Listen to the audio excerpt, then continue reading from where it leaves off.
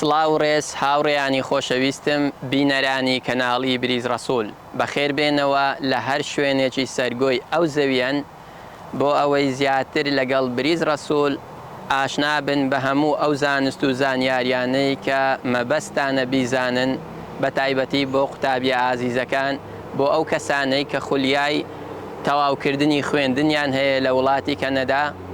بەڵێ پرسیارە گرنگەکە ئەوەیە، ئایا خوێندنی یەک ساڵ لە کۆلێژ و زانکۆکانی وڵاتی کەنەدا بەسە بۆ وەرگرتنی ئیقامەی هەمیشەیی؟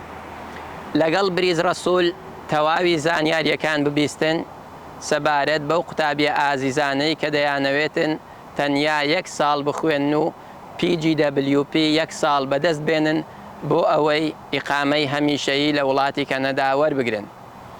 بەڵێ بێگومان ئەگەر بێت و خوێندنەکەت تەنها بۆ ساڵێک بیتن فول تایم دەخوێنی و دواتریش ساڵێک PGWP واتە پۆست گراجویشن وەرک پێرمت وەردەگرن بۆ ئەوەی بتوانن بە فول تایم لە وڵاتی کەنەدا کار بکەن. بەڵام شانسی ئەوە تەیە وەری بگری و دوای ئەوەی کە ئەکسپایر بوو بەسەر چوو ناتوانانی جارێکی تر وەری بگری و لەو وڵاتە فول تایم کار بکەی. جا بۆ ئەوەی نەکەونە ئەو هەڵەیەی کە وەکو مەسەلەکەی مام ڕێوی و ساحب تەرەتان نێنێ کە کاتێک لە کات ترازا و کاتتان لەبەردەم نما بۆ ئەوەی بمێننەوە لە کەنەدا و چاوەڕوانی وەرگرتنی ئیقامەی هەمیشەیی بنە وڵاتە دەبێتن بە ناچاری بگەڕێنەوە وڵاتەکەی خۆتان یاخود هەنگاوی دووەم بگرنە بەر ئەویش گۆڕینی ڤیزەکەتانە و داوای وەرگرتنی ڤیزەی گەشتیاری بکەن لە حکوومەتی کەنەدا. ئەمەش لایەنی یەکەم لایەنێکی سلبی هەیە ئەگەر بێت و ڕجەکت بیتن و وەری نەگرن ڤیزەکە. لایەنی دووەمیش ئەگەر بێت و ڤیزەکە ژوەر بگرن بەڵام ناتوانن لە وڵاتی کەنەدا کار بکەن و دەبێتن لەسەر تێچووی ژیانی خۆتان لەسەر بەرچی خۆتان بێتن. جا بۆ ئەوەی پارێزراو بی کێشەت لۆ دروست نەبی دوای تەواوکردنی خوێندن ئامۆژگاری من ئەوەیە هەوڵ بدە 2 ساڵ پرۆگرامی خوێندنەکەت وەربگری و ئۆفەری 2 ساڵ بەدەست بینی. دوای 2 ساڵ خوێندنیشت لە کۆلێژەکانی وڵاتی کەنەدا دەتوانی PGWP 3 ساڵی وەربگری کەواتە 3 ساڵ دەتوانی فول تایم کار بکەی و ڕۆژانە 8 سەعات و 40 سەعات لە هەفتەیەکدا دەتوانی کار بکەی بە فول تایم. وەلەو 3 ساڵەش ئەگەر خوا نەخواستە هەر شتێک بێتە پێش معامەلاتەکەت تاخیر بی دوودڵ مەبە کاتی تەواوت لە بەردەستدایە و لە ماوەی 3 ساڵ دەتوانی ئیقامەی هەمیشەیی بەدەست بێنی و لە پاڵ وەرگرتنی بڕوانامەیەکی کەنەدی دەتوانی لەم وڵاتە ژیان بگوزارێنی و ژیانی خۆت بەردەوام بکەی. پرسیارێکی تر ئەوەیە ئەگەر بێت و خوێندنی 2 ساڵت تەواو کرد و 3 ساڵ PGWP وەرگرت و فول تایم کار دەکەی لەو ماوەی کە چاوەڕوانی دەتوانی کار بکەی هێشتان ئیقامەکەت وەرنەگرتیا؟ بەڵێ بێگومان دەتوانی کار بکەی بە فول تایم بەو مەرجانەی خوارەوە کە حکوومەتی کەنەدا داینایە.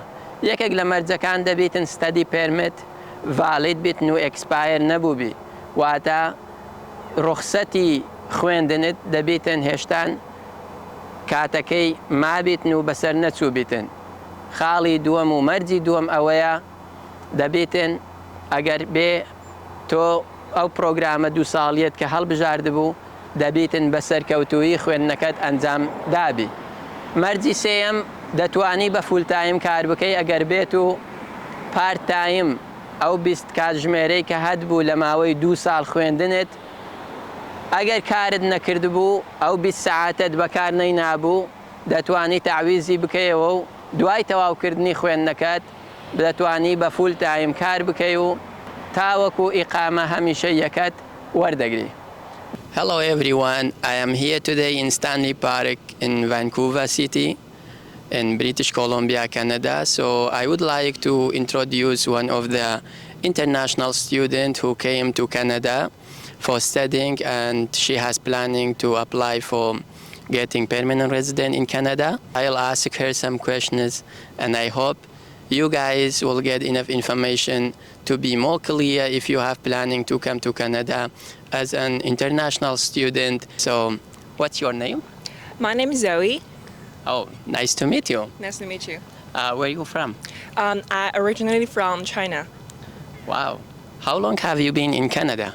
Actually came here at 2019 and I have finished the qualifying program for like 2 semesters, and then after the pandemic I went back to China and spent a gap year there, and then just came back at 2021 and also finished my graduate program for 1 year, and then I've already graduated.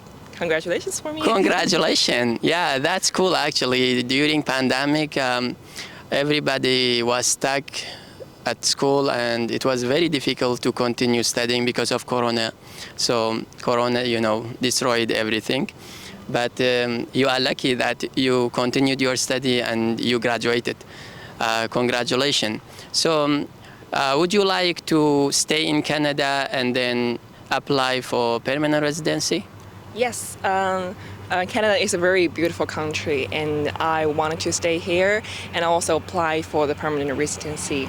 Then my PGWP, it only is 1 year, and it's kind of hard for me to get a PR, and using this kind of work permit to work here is very hard, and the applying process is kind of slow right now. So in my opinion, if it's better, I wish I could apply for a 2-year program to get more time to apply for the PR.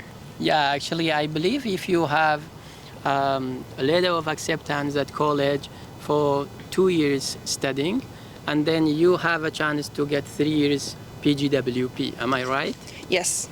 That's cool. So, did you study diploma or bachelor? I finished the after the bachelor. It's like yeah. How many years have you studied in Canada? It's a 1-year program. 1-year program. Yes. So, have you got postgraduate work permit? Yes, my school helped me to get the PGWP to work here. Oh, that's cool. So you have a chance to work in Canada now, right? Yes, kind of. That's great. So thank you very much for sharing your information with the Breeze Rasool in YouTube. So you can subscribe our channel No later. problem. So No problem. I really appreciate for your information. Thank you so much. Thank you. Thanks a lot. لێرەدا دێمە کۆتایی بابەتەکەم تا بابەتێکی تر و لە شوێنێکی دڵڕفێنی تر لە وڵاتی کەنەدا دێمەوە خزمەت ئێوەی ئازیز و خۆشەویست سپاردەی خوای پەروەردیگارتان دەکەم و خواتان لەگەڵ.